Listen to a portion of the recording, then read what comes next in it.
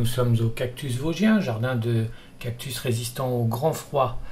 Alors on va voir comment ces plantes font pour résister à l'hiver. Alors ici un Cylindropincia imbricata en été, en début juillet il est en fleurs et le voici au mois de novembre. Alors il a complètement changé de couleur.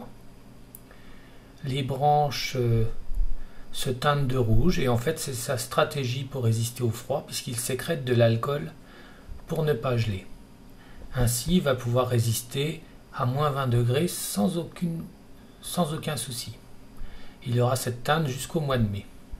Voici maintenant un Opuntia très rampant, Opuntia tortispina.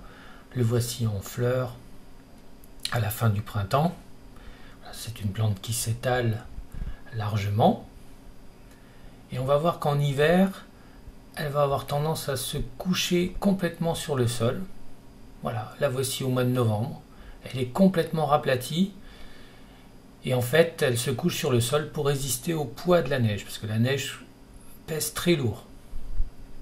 Regardons maintenant le magnifique Opuntia ecochiae, qui est un Opuntia qui pousse hélas très lentement, mais le voici en fleurs, c'est magnifique, à la fin du printemps.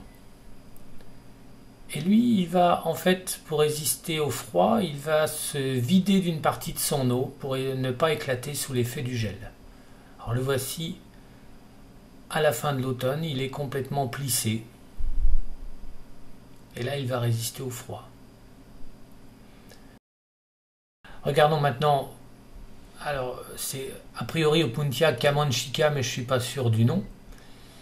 Le voici en été, les raquettes restent un petit peu plissées toute l'année, c'est signe d'une grande résistance aux températures négatives. Et le voici en hiver, alors lui il se teinte de rouge pour résister au froid et il se plisse et on peut même dire qu'il fait le mort.